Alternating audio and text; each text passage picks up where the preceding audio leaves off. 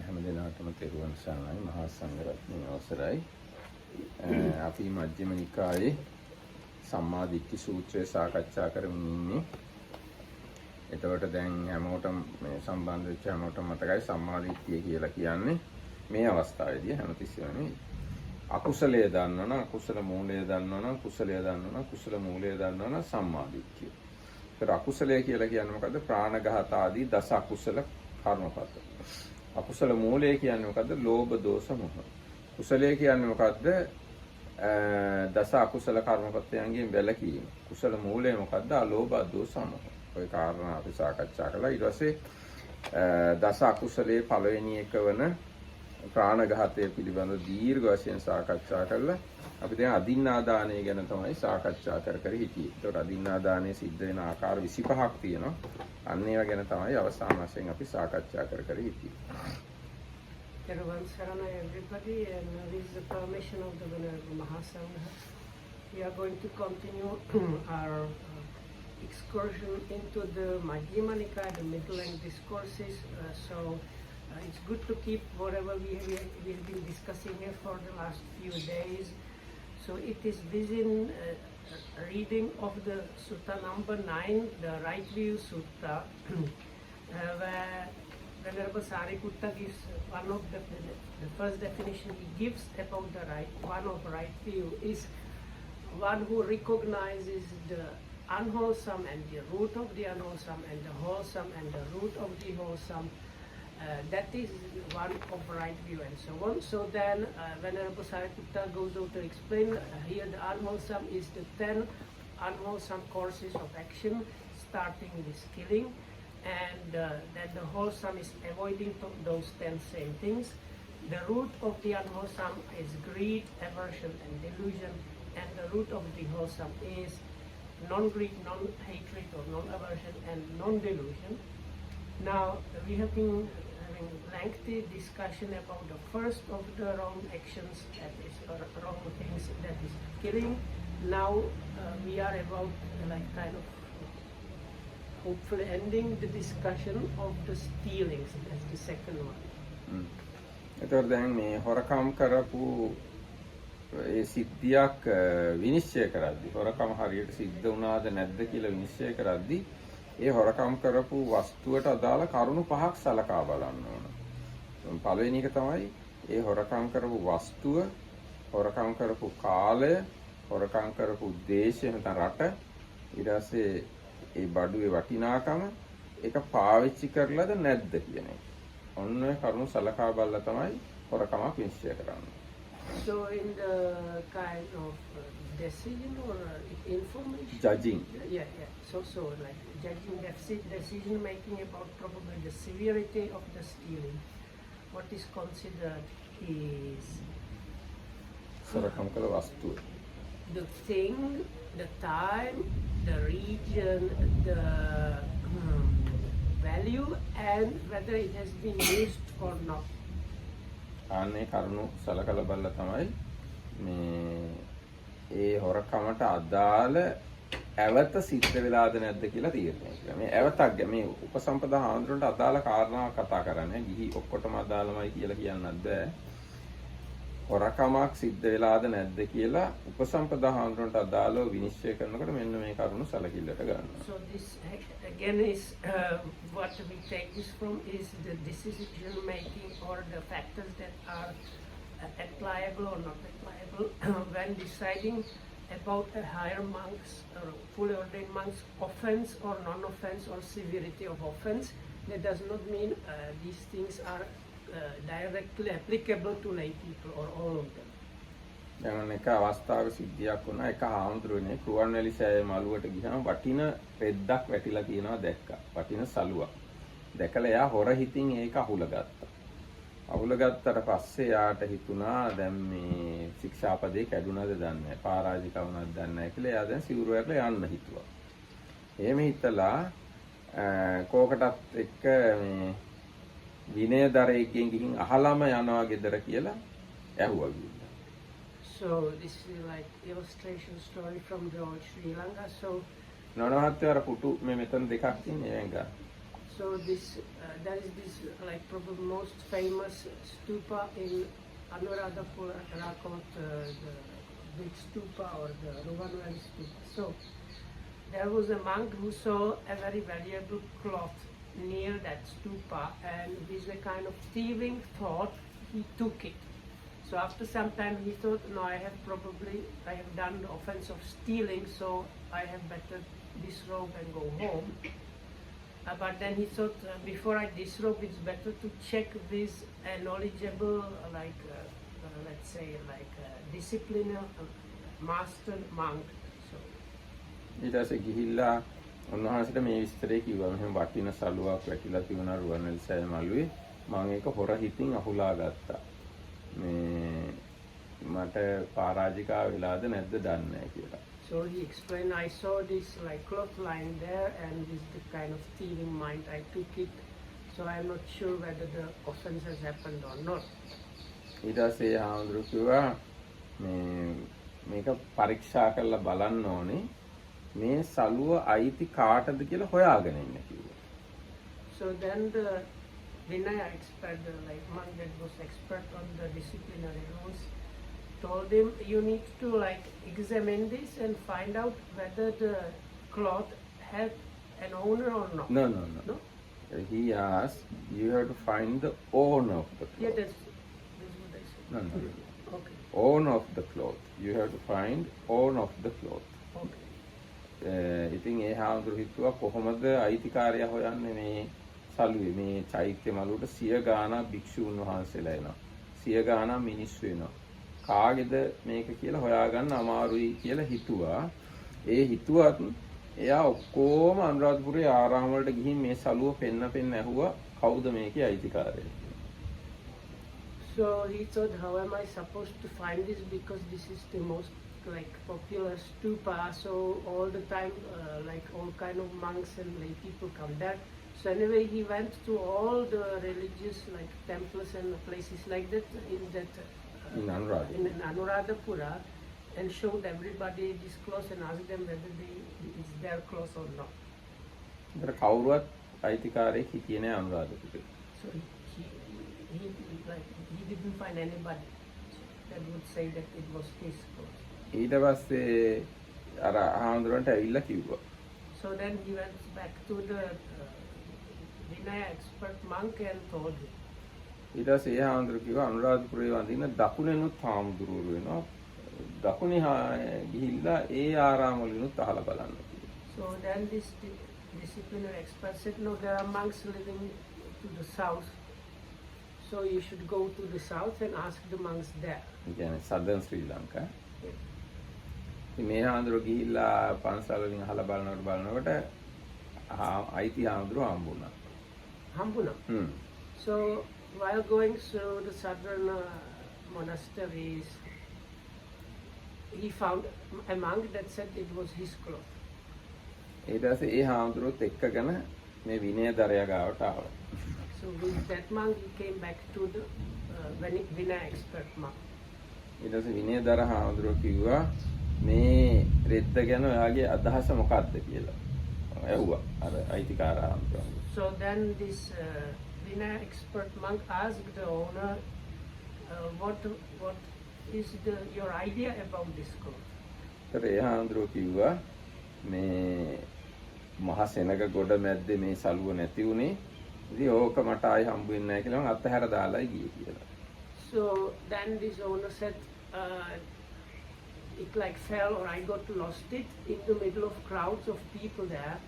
So as soon as I realized that, I thought I'm not ever going to see this cloth again. I kind of released in my mind the ownership of that cloth. ඊට පස්සේ කිව්වා අර හාමුදුරුවන්ට ඔයා අහුලගෙන තියෙන්නේ අයිතිකාරයෙක් නැති දෙයක්. ඒකින්ද ඔයාට ඇවතක් නැහැ. So then the result given to the monk that thought he might have committed the offense was, because you have taken a cloth that was ownerless, there was no offense. ඉතින් අන්න ඒ වගේ මේ සොරකම් විනිශ්චය කරන එක ඔය විදිහට ඉස්සර අනුරාධපුරයේ සිද්ධ තවත් සිද්ධියක් තියෙනවා. ලංකාවෙන් එක හාමුදුර කෙනෙක් තමිල්නාඩුවට ගිහිල්ලා ඉන්නකොට ලොකු පොල් ගෙඩියක් පොල් කට්ටක් හම්බුණා. ලොකු පොල් ගෙඩියක කට්ටු. අපි හිතමු ලොකු පොල් ගෙඩියක් හම්බ වුණා. So this is also from like similar example. So a monk from old Sri Lanka went to Tamil Nadu and he acquired like big coconut or something like that. දැන් තමිල්නාඩු දැන් සම්පූර්ණයෙන් හින්දු වෙලා තිබ්බට ඉස්සර විශාල බෞද්ධ රාජ්‍යයක්. බුදු පිළිම එහෙමත් තාම තියෙනවා කෑලි කෞතුකාගාරේ බුදු පිළිම වල කොටස් එහෙමත් තියෙනවා. This happened in the time where the big parts of Tamil Nadu were still actually Buddhist. So if you go to museums, you No, not still. Now it is almost completely Hindu. Yes. So I said when he went there, it was still mostly Buddhist. When he went Those there, days. this happened 2000 years ago. Yes, yes. So that time it was still Buddhist. So anyway, if you go to museums, you can find like pieces of Buddha statues that were found in what is now Tamil Nadu. එතකොට ඒ ලොකු පොල් ගෙඩිය අරගෙන ඒ හාමුදුරුවෝ ඒ පොල් කට්ට අරගත්තා. What is Kolkata? Shell, coconut shell. Okay. So out of this big coconut, he got the shell out of it. ඊට පස්සේ පොල් කට්ට හොඳට මැදලා උපදාලා කැටයම් කපලා ලස්සන වතුර ගන්න භාජනයක් ඇතුවා. So he like polished it and whatnot. So and made a very beautiful like drinking vessel from the coconut shell. ඊට පස්සේ ඒ හාමුදුරුවෝ ඒක එහෙම තියලා ආයි ලංකාවට ආවා. Tamil Nadu Tila. ඔව්. So he like left it in the place he was staying in Tamil Nadu, this coconut shell thing, and then he returned to Sri Lanka. ඊට පස්සේ ලංකාවෙන් තව හාමුදුරු කෙනෙක් ගියා ඒ හාමුදුරු හිටිය පන්සලටම තමිල්නාඩුවේ. So then another Sri Lankan monk went to Tamil Nadu to the same Buddhist temple where this Sri Lankan monk used to live. ඒ ගිහිල්ලා මේ ලස්සන ලොකු මේ පොල් කටු භාජනය දැක්කා. So he has seen this very beautiful like vessel made out of coconut shell. ඊට පස්සේ ඒ හාමුදුරුවෝ ඒකත් අරගෙන ලංකාවට ආවා. So he liked that, took it and went to Sri Lanka.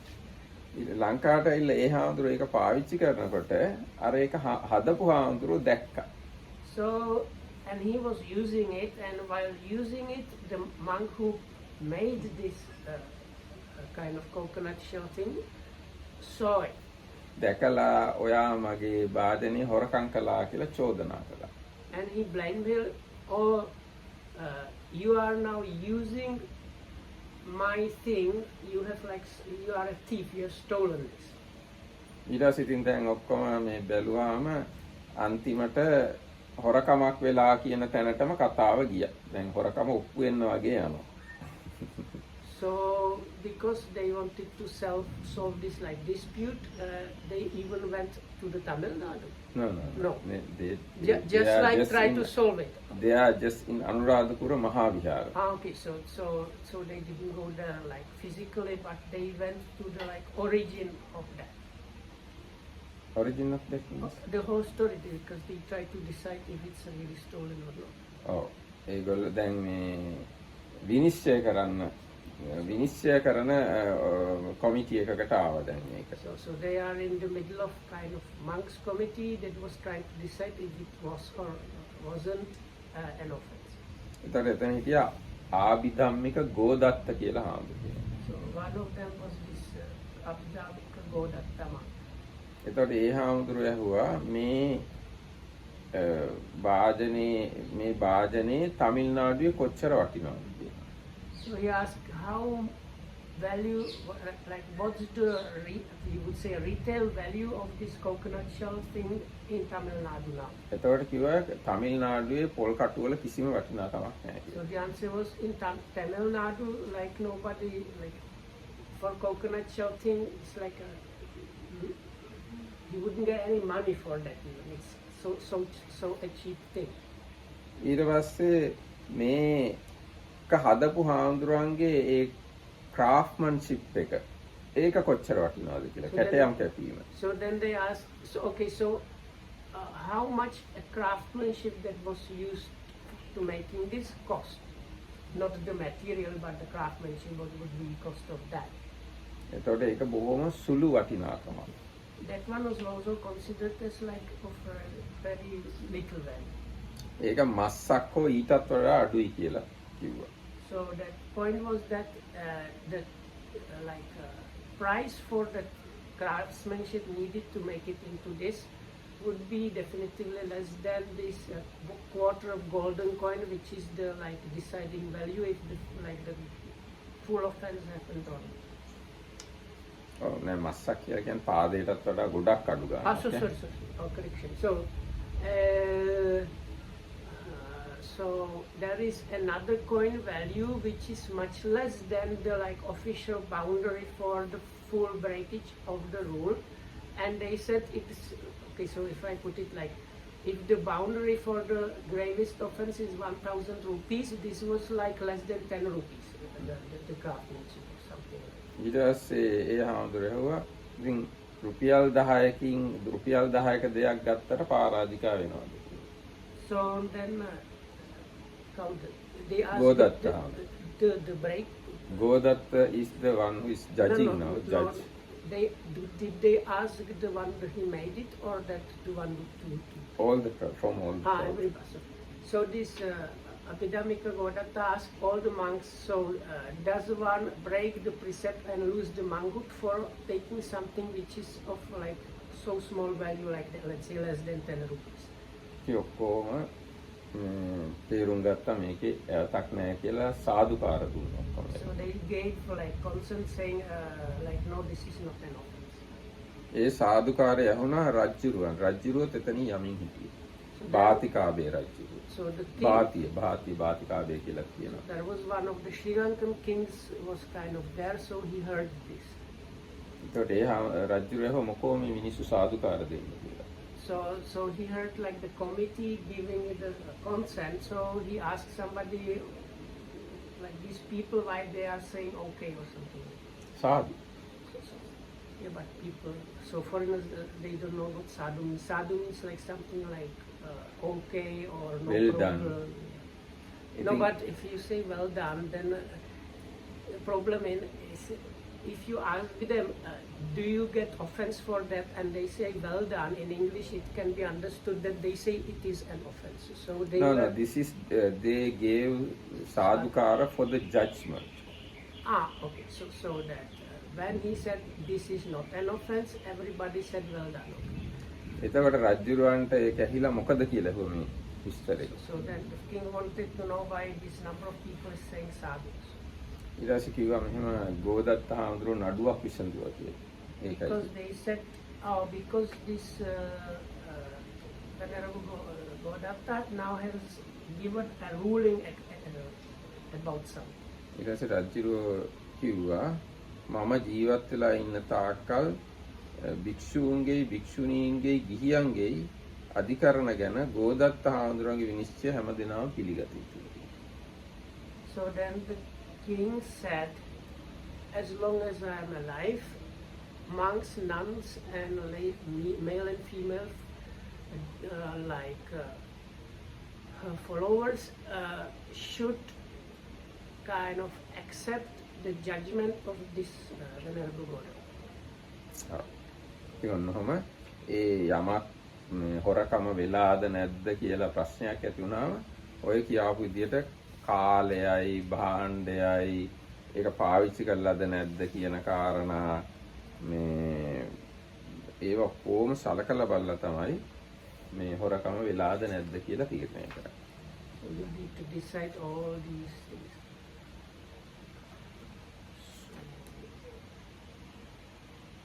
The Indians are lucky we are not doing this according to our rules.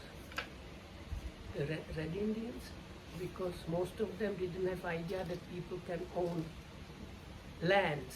So now they were getting money and stuff like that for the white people stealing their lands. But according to Vinaya, if they had idea that land has no value, they should be not getting anything back. If they don't if they don't like to give you land, then you are stealing their land. No, but the Red Indians, they didn't have idea that humans can own land, because land was like something from the God to everybody. So the idea of the white people that you can own land was not in their minds at all. Anyway, we are not sure, because we just read that Red Indian leaders poem or the article. Then we get these ideas, but we have to examine further whether they don't sell lands at all or not. එතකොට අපි මේ හොරකම ගැන තමයි කතා කර හිටියේ. ඊට පස්සේ දැන් හොරකම ගැන කියනකොට තව පොඩි කාරණාවක් තියෙනවා මේ වගේ යම් ප්‍රමාණයකට. Why does the king refers to the mice as these people, not these generals? I think he was somewhere outside. He didn't know. දැන් මේ අධිකරණය විසඳනකොට හාමුදුරුවෝත් හිටියා, ගිහියොත් හිටියා. ඉතින් ඒගොල්ලෝ ඔක්කොම මේ විනිශ්චය දැකලා සාදුකාර දුන්නා. හොඳට විනිශ්චය කළා කියලා. ඉතින් රජුරවන්ට ඇහුණා මිනිස්සුන්ගේ හාමුදුරුවන්ගේ ඔක්කොල්ලන්ගේ සාදුකාර It was like a big meeting place or room, and there were also lay people in the room. So like I thought it was just only the panel of judges, but it was the like whole courtroom of people said like sadhu sadhu sadhu at the end where it was solved. So then the king heard this like big court, like many people saying all at once sadhu. දැන් කොහොම නමුත් මේකේ මතක තියාගන්න ඕන කාරණාවක් තමයි හොරකමක් සිද්ධ වෙන්න අනුන් සතු දෙයක් වෙනවා. ඒ අනුන් සතුයි කියලා Taman දැනගන්න. හොරකම් කිරීමේ චේතනාවක් වෙනවා. ඒ චේතනාවෙන් කයින් හරි වචනයෙන් හරි යමක් කරන්න ඕන. ඒ ක්‍රියාව තුළ හොරකම සිද්ධ වෙනවා. අයිතිකාරයාට අයිතිය අහිමි වෙනවා. අන්න එතකොට තමයි හොරකම අංග සම්පූර්ණ. So the 5 factors, just to remember these 5 factors in order to completely break the precept, is it needs to be something that belongs to another person. You must perceive it as belonging to another person. You must have thieving intention. You must do something in order to get the thing, and you must and it moves from its place. And the one who thought that he has it has relinquished that possession. Why don't you relinquish that? No, that is within the first one. Never mind, first the second is part of it. No, what you are saying is extra definition for the basic one. Why is it so unimportant?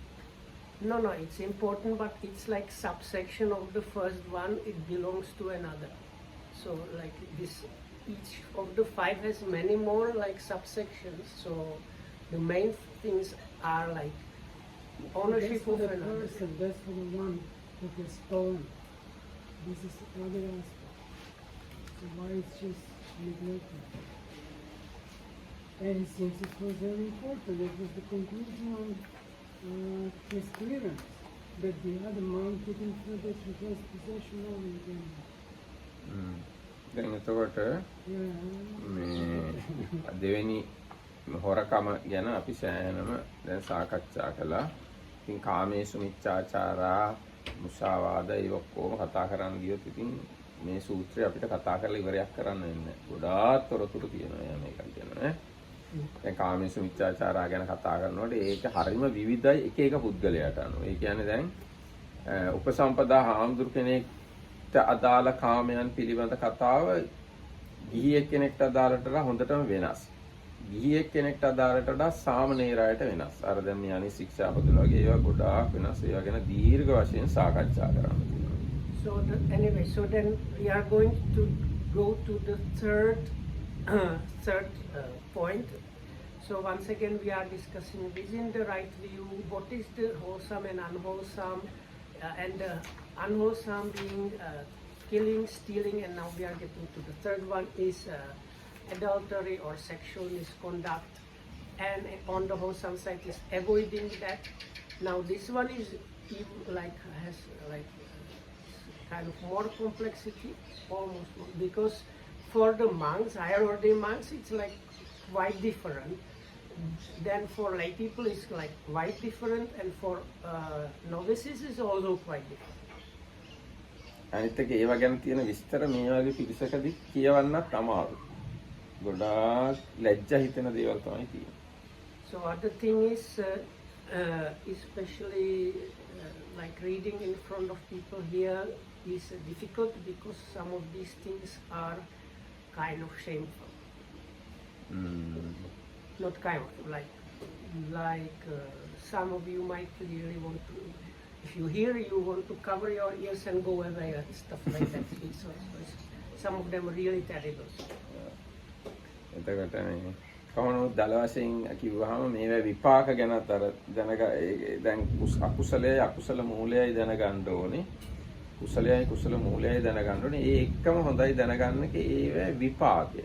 අකුසලයේ විපාකයයි කුසලයේ විපාකයයි. ඒ ගැන මම ටිකක් කියනවා. Can we say at least that for the monks it's because we are supposed to be celibate, so that's the biggest difference?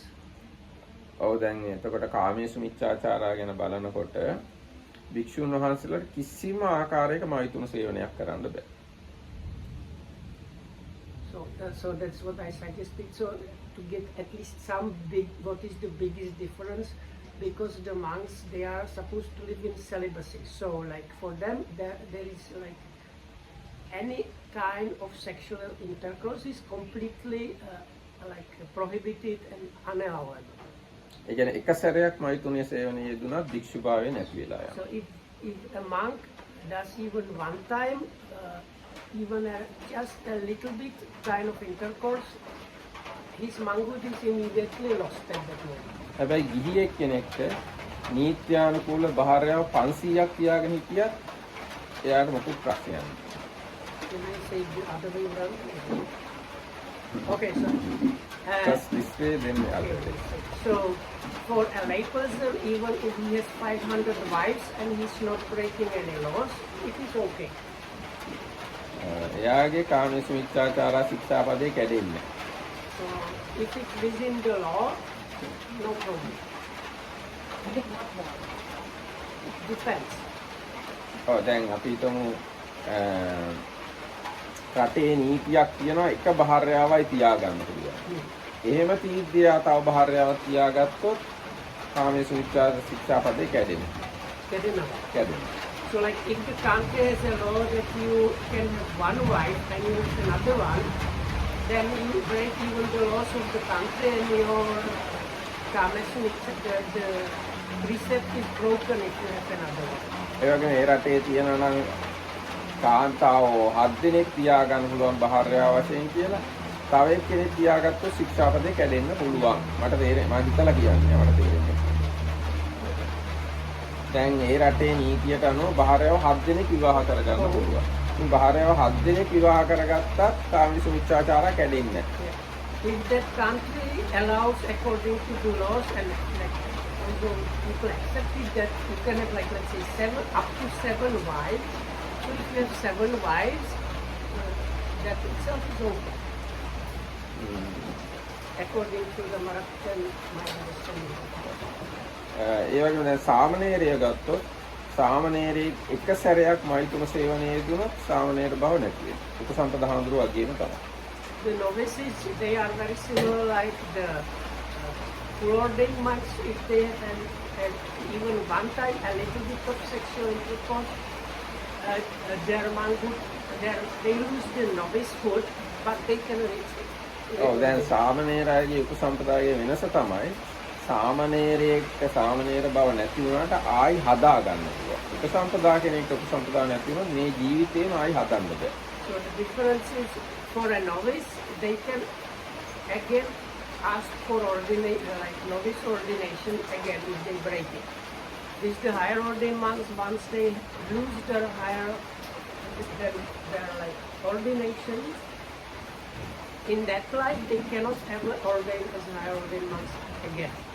ඒ වගේම දැන් මේ මෛතුන සේවනය කියලා කියන්නේ මොකක්ද කියලා හරියටම විස්තර කරලා තියෙනවා. එක එක විදිහ ආශ්‍රය කිරීම නෙමෙයි මෛතුන සේවනය කියන්නේ. So So then, and what we gets the part we are not going to. No, because there is like in the disciplinary code, this wide, lengthy and detailed descriptions what consists sexual intercourse, but that's sometimes really disgusting stuff. ඔව් ඒ කියන්නේ හරියටම define කරලා තියෙනවා. මෛතුන සේවනය කියන්නේ මෙන්න මේකයි කියලා හරියටම අර්ථ දක්වලා තියෙනවා. So because this is one of the rules where you can use the manhood especially, so the definition is really precise, so that it doesn't leave free space for doubts or like gray area. ඒ වගේම දැන් ගිහි අය සඳහා ඒ ගැන සාකච්ඡා කරන භාර්යාව 20 දෙනෙක් පෙන්වලා තියෙනවා. මේ භාර්යාව 20 දෙනාගෙන් භාර්යාව 12 දෙනෙක් එක්ක මෛතුන සේවනය කළොත් තමයි කාමයේ මිත්‍යාචාර ශික්ෂාපදේ කැඩෙන්නේ. මට මතකයි කියලා. අනිත් 8 දෙනාත් එක්ක මෛතුන සේවනය කළාට ඒ ශික්ෂාපදේ කැඩෙන්නේ නැහැ. ගිහි අයට අදාළව. So somebody has 20? No. There are 20 types of wives. Okay. So, or we can say females. First we can talk about female, then There is basically there are females that are okay to have sex with, and there are females that are not okay to have sex with, and they are like differentiating to different groups. Again, all together there are 20 wives. Out of these 20 wives, with 12 wives, it is okay to have sexual intercourse. Rule doesn't break, or the precept doesn't break like that. ඉතින් අන්න ඒ විදිහට ඒ විදිහට ගොඩාක් විස්තර තියෙනවා. ඉතින් ඒවා පස්සේ එමිසරි කියවල බලන්න. Can we for the foreigners just one thing is, if you have a wife and you go to somebody other lady and you have intercourse with her, that's breaking. Normally breaking. Okay, because like some white foreigners, they try to find ways around, so no. එතකොට දැන් මේ මම කියන්න ගියේ ඉස්සෙල්ලා එක එක වරද කළාම ලැබෙන විපාක පිළිබඳව. So what Dhammarakithamsa was saying, because it is very precise definition from Vinaya are kind of disgusting and shameful, but Dhammarakithamsa can read us some results if you break the precepts, what the results might be. I have a question. Fine, for the higher audiences, whatever it is in this custom detail, that we are not so keen to know. But I am very keen to know about the lay people. If there's any detail, I mean, maybe just spend one class, you can ask people who are squeamish about it, not to attend. Because we spend so much time on killing elephants and hares and sparrows, which I'm unlikely to do. But this is something I'm actually likely to get into. And I would be very grateful if for lay followers, whatever other details, just go into them once and get it done with. I'll be very grateful because that is really useful, so much more useful than those killing things. I was going to ask if it has, because in our country now many people don't marry at all. So they are partners living together without marriage. So then if you have find some other girl and you start having affair with her, would that consist the breakage?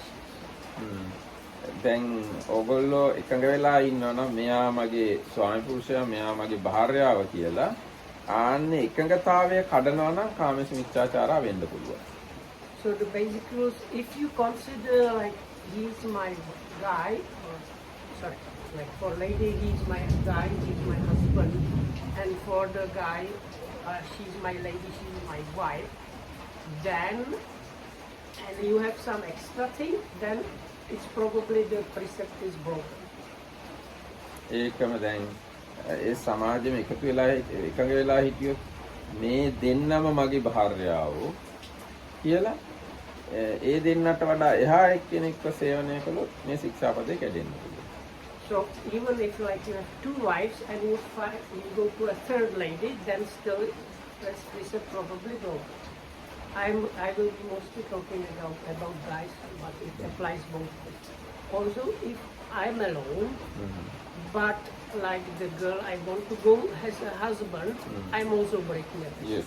Even though I'm like single, but if I go to somebody other's wife, I'm breaking the peace. ඒ කියන්නේ ඔය පුද්ගලයන්ගේ අයිතිකාරයෝ මාතුරක් හිතා පිතුරක් හිතා බාතුරක් හිතා බගිනරක් හිතා ගොත්තරක් හිතා ධම්මරක් හිතා සපරිදණ්ඩා ඔහොම ඒ අයිතිකාරයෝ ඉන්නවා ඒගොල්ලන්ට. ආන්නේ අයිතිකාරයන්ගේ අයිතිය වයොලේට් කරනවා වගේ එකක් වෙනවා ඒ කාමයේ සුමිච්ඡාචාරය. It is explained like this. There are like some females considered under the ownership, or in English they usually call it protection of somebody, or guardianship of somebody else, like your mother, father, your husband, your brother, and many other things. So then going to such a lady or such a female is breaking the peace. If you don't get consent from the like guardian or owner. And one of them was punishment also. punishment Done. I think one of them was done. දණ්ඩ රක්ෂිත. ඔව් ඒ කියන්නේ මේ ගෑනු එක්කෙනාත් එක්ක මෛතුන සේවනය කළොත් අහවල් දඬුවමයි කියලා දඬුවමක් නියම කරලා තියෙනවා. ඒ වගේ නියම කරලා තියෙන එක්කෙනෙක් එක්ක මෛතුන සේවනය කළත් මේ ශික්ෂාපදේ කැඩෙන්න පුළුවන්. So then we can say if having an intercourse with that female is considered as punishable by law, then it's also considered as breaking of the peace. ඒ කියන්නේ ඒක එතන punishable by law කියලා කියන එකෙන් මට තේරෙන්නේ ඒ කාන්තාවත් එක්ක මෛතුන සේවනය කළොත් දඬුවමක්. ඒ කාන්තාව කියන මොකක් හරි විශේෂයක් නිසා. එහෙම තීද්දී ඒ කාන්තාවත් එක්ක මෛතුන සේවනය කළොත් ශික්ෂාපදේ කැඩෙනවා. Or it has to do some kind of punishment protection, which is not that much clear. What about people for whom it's like women for whom this is a profession? What happens to them? I mean, are they breaking the rules? But they have no other livelihood or something? ඒ ගැන මෙහෙම තියනවා. දැන් මම දන්න හැටියට මේ දැන් සමහර කාන්තාවෝ අපොයින්ට් කරලා තියෙනවා නගර සෝබිනීන් වශයෙන්. ඒ නගර සෝබිනීන් සල්ලි දීලා මිලදී ගත්තට මට හරියටම කියන්න බෑ ඒක මේ ශික්ෂාපදේ කැඩෙන්නේ නැහැ වගේ පෙනුමක් තියෙනවා. So in those days that there had this like beauty of the city. Yes, Amrapali. So and she was like designated and accepted in the whole city as the like official courtesan. And in those days, according to what we know, it seems it was like also accepted that if you go to the appointed courtesan, it's kind of okay. So that according to that, you don't break the peace. Because you pay a lot of money and legally accepted that paying also. So it seems to be that you don't break the precept. Anyway, I'm not sure. So then, today also a sex worker or something should not incur any. Yeah, but I don't think in the society it's that much widely accepted that if you go to prostitutes, it's an okay thing. Other thing is, you අනිත් එක තමයි තමන්ව කාට හරි අයිතිද කියන ප්‍රශ්න. දැන් තමන්ට බහර්යාවක් ඉන්නවනම් ඒ බහර්යාව මේක අනුමත කරනවද නැද්ද කියන ප්‍රශ්නේ. So because you are like owned by your own wife, so you have to consider that I'm like owned by my wife, so I might be like harming that ownership if I go to the prostitute. අපිට මේ ඔක නිශ්චය කරගන්න අමාරු ශික්ෂාපදයක්. So that's why for like discussing this is really kind of difficult. ඕනනම් මෙහෙම අපිට කර්මය පැත්තෙන් කියනවා. කාමයේ සුමිච්ඡාචාරා කර්මය කළාම ඒක මතක් වුණොත් දුගතියට යන්න ඉඩ තියෙනවා. මරණාසන්න කාලේ මතක් කරගත්තොත් ඒ වගේ එකක් දුගතියට යන්න ඉඩ තියෙනවා. If you commit that and if that is the thing you remember when you are dying, that can lead to rebirth in lower realms. ඊට පස්සේ දුගතියේ ඉඳලා ආයි කවදාරි මිනිස්සෙක් වෙලා ඉපදුනහම ලිංග විකලතාවයන්ට පත් වෙන්න පුළුවන්. And if you then are born again in a human realm, the result of that might cause some disfiguration of your sensual organs. එහෙම නැත්නම් අර නපුංසක Sexual. වෙන්න පුළුවන්. Huh? නපුංසක වෙන්න පුළුවන්. That's like neutral? Unit. Yeah, neutral. Okay. ඒ වගේම සතුරු ගොඩාක් ඇති වෙන්න පුළුවන්. Or you can have many enemies. Ne? ඒ වගේම Tamanටත් නරක භාර්යාව ලැබෙන්න පුළුවන්. Or කියන දේ අහන්න හිතුවක්කාර. the wives you get, they are like the really shrews of wives. Like really like difficult ones. ඒ වගේම ලෙඩ රෝග බහුල කෙනෙක් වෙන්න පුළුවන්. ශරීරයේ විරූපී කෙනෙක් වෙන්න පුළුවන්. Also it can lead to results like being sickly and having a lot of disfigurations of body, like different like skin problems and like twisted, all kind of like not looking nice things. ඉතින් ඔයගේ තවත් මම හිතන තවත් ගොඩාක් විස්තර තියෙනවා මට මතක නෑ. ඉතින් මේ ඔය ශික්ෂාපදය ගැන. ඊට පස්සේ අපි අර අනිත් ශික්ෂාපද කලින් කතා කරපු දෙකේ විපාක ගැන කිව්වොත් එහෙම හොරකම් කළොත් එහෙම ඒකෙන් දුගතියට යන්න පුළුවන්. ආයේ මිනිස්සු වෙලා ඉපදුනහම දුප්පත් වෙන්න පුළුවන්. We didn't discuss the results of stealing. So results of stealing is again possible going to lower realms, and if you go back to human realm, then it leads to you being poor. Or can it lead also to losing money and things like that? ඔව් ඊට පස්සේ Tamanට මොන හරි ධනයක් ලැබුණත් ඒවා නැති වෙන්න පුළුවන්. බොහොම ඉක්මනට. මොන හරි ලැබෙනවා නමුත් ලැබෙන දේවල් හිටින්නේ නැති වෙනවා. Whatever you acquire or earn, it can somehow like external causes disappear. ඒ වගේම මේ හොරා කියන අවනම්බු වෙන්න පුළුවන්. හොරා කියලා සමාජයෙන් අහන්න ඉඩ තියෙනවා. Also, another one was that even in the like next lives, you might be blamed for being a thief, even if you are not. ඒ වගේම සමහරලාට ඉතින් සමාජයේ කවුරුත් පිළිගන්නේ නැහැ. දැන් ධනෙ නැත්තම් දුප්පත් වුණා ඉතින් කවුරුත් ගණන් ගන්නෑ. සමාජයේ කිසිම පිළිගැනීමක් නැති පුද්ගලයෙක් බවට පත් වෙනවා. Also, it can lead to some like connected things, like let's say you were wealthy and you lost your wealth, and then like people in society probably will like stop like considering you as anybody important. Like you might have had like rich friends and you now suddenly become poor, so you will probably lose all those friends, and then within the like poor people you probably don't find all those friends because you used to be rich and other things happen. ඒ කියන්නේ අර උපදිනකොටම දුප්පත් වෙලා උපදී. ගොඩාක් දුප්පත් පවුලක හිඟන්නේ අම්මා තාත්තා වෙලා උපදින්න පුළුවන්. So then of course you can be born in an extremely poor family, then you are from the birth itself nobody really cares what you say or do. Because you are like poor and you have no importance really. ඊට පස්සේ මේ ප්‍රාණඝාතය ගැන බලනකොට ඉක්මනට මැරෙන්න පුළුවන්. අඩු වයසෙන් මිය යන්න පුළුවන්.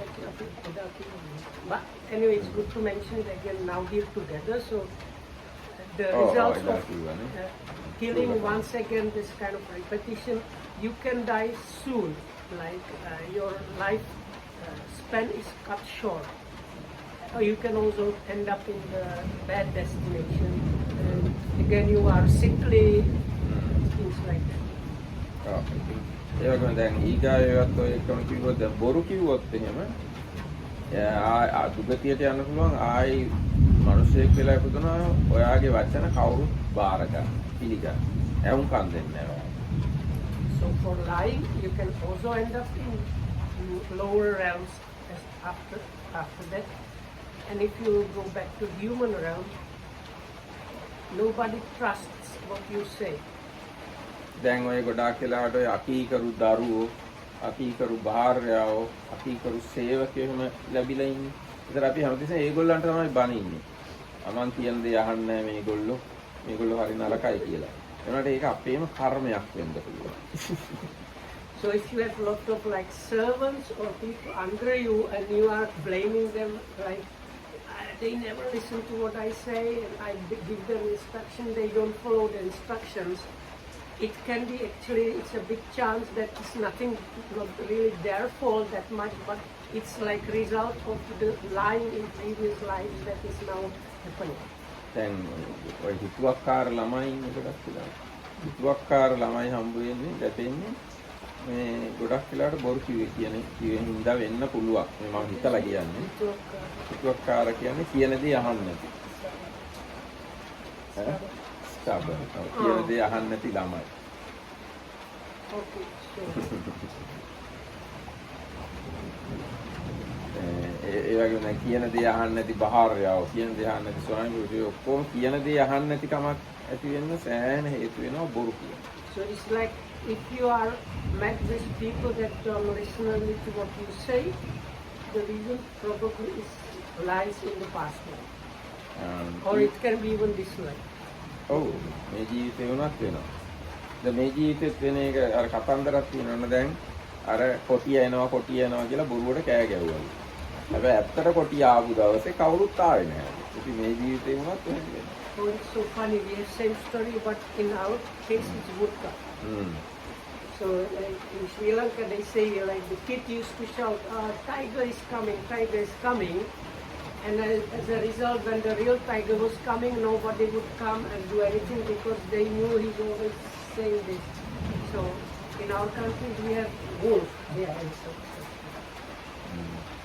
ඒ වගේම බොරු කීම නිසා ගොඩාක් මානසික රෝගී මුලා වෙච්ච මනසක් තියෙන කෙනෙක් වෙනවා. ඇයි එයා බොරු කියනවා කියන්නේ අනුන්ව මුලා කරන එක, සත්‍ය වසන් කරන එක. ඒකේ විපාක වශයෙන් තමන්වම මුලා වෙන්න පුළුවන්.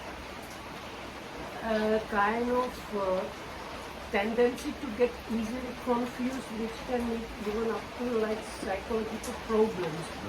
So because when you lie, you are deceiving, tricking somebody else's mind. So the result of that is your mind becomes like easily tricked. ඒ වගේම තමන් හැම එක්කෙනාටම රැවටෙන කෙනෙක් වෙන්න පුළුවන්. Same thing is like the confusion means you get deceived easily. Like people can trick or deceive you easily. දැන් ලංකාවේ ඉන්න මිනිස්සු ගැන බැලුවාම මට හිතෙනවා මේ කාලේ ඉපදිලා තියෙන ගොඩාක් කලින් ආත්මවල බොරු කියපු අය කියලා. So American Rama said when he looks at Sri Lankans, he thinks in the past life. Today Sri Lanka. Today Sri Lankans, in the past life, many of them must have been liars because they have this tendency. ඒ කියන්නේ මේ දේශපාලකයා මොනවා හරි කරන ඒක පස්සේ යනවා. අර දේශපාලකයා මොනවා හරි කරන ඒක පස්සේ යනවා. ඊගායක කෙනා කරන ඒක පස්සේ යනවා. බුදුහාඳුර ලංකාවේ කිව්වා ඒක පස්සේ යනවා. රාවණ රජුගේ අපේ ශ්‍රේෂ්ඨ රජුගේ ඒක පස්සේ යනවා. ඔය කියන එක පස්සේ යන පිරිසක් හැදිලා. Whatever they hear from this politician, that politician, another politician, they start following. Then they hear new thing they follow here. Then they hear that the Buddha was born in Sri Lanka. They follow that. Then another one starts teaching about the Ravana from the Ramayana, something to do. So then they start following that. So this easily, like being easily deceived, seems to. එහෙම Tamanta ස්ථාවරයක් නැතුව කියන එක්කෙනා විශ්වාස කර යන්නේ බොරු කීමේ විපාක නිසා විය හැකියි. So this is one of the like results of lying is this one that you yourself become easily deceived. ඊට දැන් අරහාමුදුරුවෝ රහත් වෙලා රහත් කිය ගොඩාක් අය පස්සේ යන ගතියක් තියෙනවා. So that monk is an arahat, that monk is an arahat, and running after this different arahats. ඒ කියන්නේ දේවල් තෝරා බේර ගන්න තරම් මනස දියුණු නැහැ. ඒ නොදියුණු මනසක් ඇති වෙන කලින් බොරු කියලා අනිත් අය රැවටීම නිසා විය හැකියි. But this like some of these so-called arahats, like if you have at least like a little bit more common sense, you can understand it is an arahat. But these people, by the Maratama mentioned, because these people kind of lack in the common sense department, and that's why they cannot properly like judge and see if somebody is lying or not or what. ඊට පස්සේ දැන් බොරු කීමේ විපාක වශයෙන් කටේ රෝග, මුඛ පිළිකා, දත්වල ප්‍රශ්න, කට ගඳ ගැහිම් ඕන වගේ දේවල් සිද්ධ වෙනවා. So another possible result for lying is all kind of problems to do with face and especially mouth.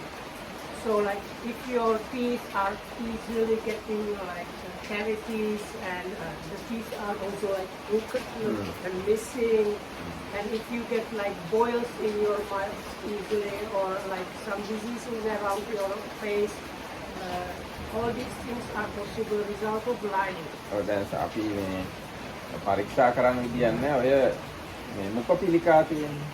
ඕවා හැදෙන අය ගැන ටිකක් හොයලා බැලුවොත් ඒගොල්ලෝ ගොඩක් බොරු කියන අය වෙන්නත් පුළුවන්. එකක්. අනිත් එක පරුස වචන. Also the same applies for parusa vacha, is like rough talk, swearing.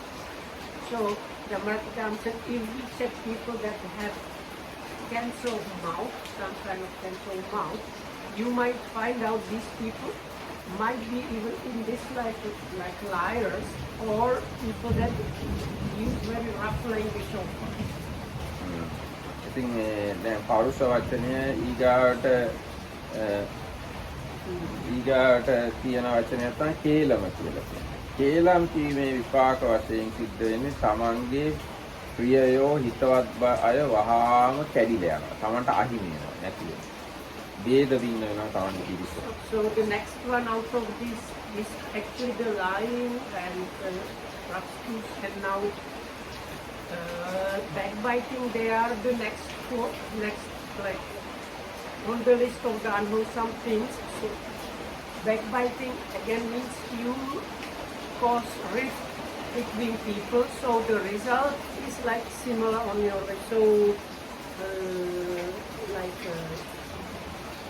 people fighting you or නෑ ඒ කියන්නේ තමන් එකට ඉන්න අය කැඩිලා යනවා. ભેද so විඳ. like so like really this very often this is how you're doing anything. You like use your associates, friends and connections, you just lose them.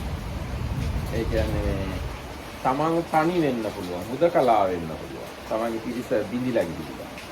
So it can lead up to the point where you are left completely alone.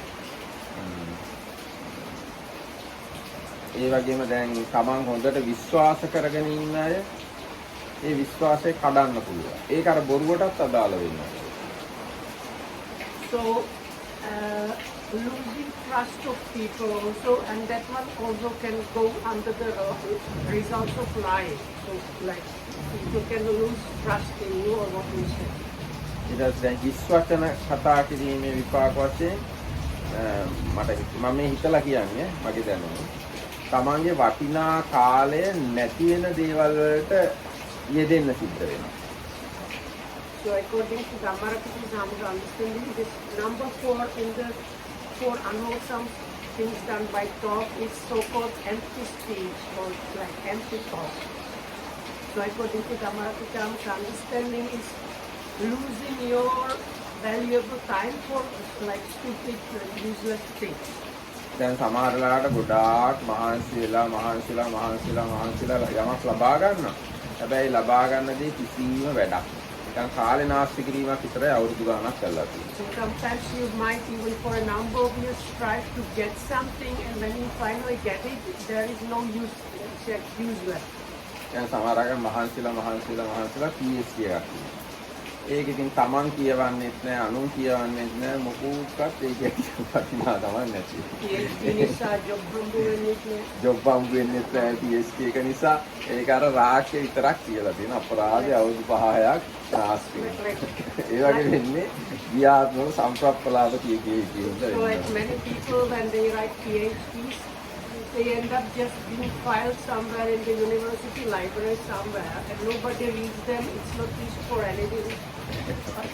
And you have to do like 5-6 years spent on getting the PhD, or like even though you get the PhD, it doesn't help you to get job or anything. So it's like you spend a lot of time and effort to get something, and there is no usable result from it. ඉතින් අන්න ඒ වගේ ඔය හැම කර්මයකටම ඒකට අදාළ අහිතකර විපාකය. දැන් අපි අහිතකර පැත්තම කිය දැන් වෙලාව නම් ඉවරයි. හිතකර පැත්තේ ඔක අනිත් පැත්ත. දැන් ප්‍රාණඝාතයෙන් හොඳට වැළකීලා හිටියනම් දීර්ඝ කාලයක් ජීවත් වෙනවා. දැන් මම දැක්ක අවුරුදු 124ක් ජීවත් වෙන මිනිස්සෙක් ඉන්නවා ලෝකේ දැන්. So then remember about the Sampapalapak and also result that you even like others come and start telling you useless things and you cannot avoid. Yes, yes, that thing also. So anyway, ඒක ඇත්තම තමයි. දැන් සමහරව වෙවිලා කතා කරන කිසි වැඩකට නැති දේවල් අපිට ඒකෙන් ගැලවෙන්න විදියකුත් නෑ. ඔයා යන්න කියලා කියන විදියකුත් නෑ. අහගෙන ඉන්නේ. You have to think I am like the white monk. I don't have problems telling you Palya. Anyway, so now we have been talking about the bad results. So now all these mentioned things, the wholesome side is avoiding. So avoiding killing has also results. Avoiding stealing has also results. So Dhammarakathamma, we can also mention those. So දැන් විනාඩි කීපකින් අපි ඒක කතා කරමු. ඊගාව දවසේ හොඳට දීර්ඝ කතා so කරමු. we just mentioned them a little bit now because it's already past the time, but we will take it again. ප්‍රාණඝාතයෙන් වැළකුණාම දීර්ඝායුෂ උපදිනවා. So the result of avoiding killing is long life. හොරකම් කිරීමෙන් වැළකුණාම ධනවත් වෙලා උපදිනවා. And health you can say. There are actually many results. I am just mentioning only one. So for avoiding stealing, getting rich. ඊට පස්සේ කාමේසු මිච්ඡාචාරයෙන් වැළකුණා ඉතාම හොඳ බහාර්යාව ස්වාමි පුරුෂයෝ ලැබෙනවා. Avoiding sexual misconduct is getting the like high quality wives or husbands. ඒ වගේම තමනුත් sexually ගොඩාක් ශක්තිමත් අය වෙන්න පුළුවන්. ලෙඩ රෝග නැති. Being very healthy sexually and very like particularly attractive. ඊට පස්සේ බොරුවෙන් වැළකුණාම තමන්ගේ වචන විශ්වාස කරන විශාල පිරිසක් හැදෙන්න පුළුවන්. Avoiding lying, many people easily believe what you say. ඊට පස්සේ කේලමින් වැළකුණාම තමන්ගේ පිරිස කැඩිලා යන්නේ නැහැ. තමන්ගේ යාළුවෝ තව තව එකතු වෙනවා මිසක් ඉන්න යාළුවෝ නැති වෙන්නේ. With the backbiting, the result is your people stay strong as a like community. They like nobody can easily cause rifts and breakage of your like group. ඒ වගේම පරුෂ වචනයෙන් වැළකුණාම අනිත් අය තමන්ටත් ඉතාම මෛත්‍රියෙන් හිතවත්ව ආමන්ත්‍රණය කරන්න පුළුවන්. So the positive result of rough speech is avoiding rough speech is that people talk to you in a very pleasing, nice way, even when they advise you and so on. දැන් අර බොරු කීමෙන් වැළකුණාම තව එකක් කියන්න පුළුවන් තමන්ට හොඳ මේ තමන්ගේ වචන යහන කීකරු දරුවෝ කීකරු භාර්යාව කීකරු සේවකයෝ ඒ වගේ අය ලැබෙනවා. So then basically all these negative things that we said for the breakage apply on the other side for the avoiding. So for the lying also your like wife, children, servants or like juniors, everybody carefully listens to what you say. That's the result of avoiding lying. ඊට පස්සේ හිස් වචන වලින් වැළකුණාම තමන්ගේ වටිනා කාලය ආරක්ෂා වෙනවා. ඒ කියන්නේ මොකක් හරි තමයි යෙදෙනවා නම් ඒක නාස්තියක් නෙවෙයි. ඒක ප්‍රතිඵලදායක හොඳ දෙයක යෙදෙන්න පුළුවන්. So then for avoiding empty talk, the result is if you strive to get something, it is not like disruptive, and when you get it, you get some proper use of it. So like let's say the PhD might get published and become popular, well known. You might land a job as a university lecturer and all kind of other stuff. So then the effort really brought a lot of results. දැන් උදාහරණයකට PhD එකක් ලියනවා. ඒක ලිව්ව ගාම මුළු ලෝකෙම ඒක පිළිගන්නවා. ලොකු රස්සාවලට invite කරනවා. ලොකු පොසිෂන් පෝස්ට් එනවා. කියන්නේ එහෙම PhD එකක් ලියන්න පුළුවන්. මේ ගියාත්මේ සම්ප්‍රප්පලාපෙන් වැළකීලා හිටියා. When I about because we started with this sexual misconduct. Yes. So if you don't have like wife but you have like girlfriend and you want to, you think you have like it's not working and you start loving another lady. So it's okay if you first break up with your girlfriend and then start with the next one. Yes, if you come to an agreement now, today onwards we finish our relationship then it's okay. But if in my mind start loving that one, it's still kind of because you can't help Yes, just in the mind you can love as much as you want. Physically you can't do. No, but this is important. Like because some people. No, but like no, I am asking stupidly because I heard and I just people ask me in the West. This is like the main issue. So if you want to have another girlfriend, first finish it with the first one, and then only start talking or holding hands and stuff like that. Like don't go like on dates with the second one before you finish with the first. And one which I guess we deal with it tomorrow because it's complex, but I want to bring that at least in today's world, there's a fine line between that there are a lot of people who are desperately lonely, and for some of them that loneliness feeling is extremely painful, and some of them indulge in some sexual thing just out of that kind of pain of loneliness. So it's not. So where exactly does that come in? And they're just, I mean, in some sense it is almost pitiable or something. They're trying to alleviate the loneliness by that. They should become monks or nuns. Let's discuss this matter tomorrow. Okay.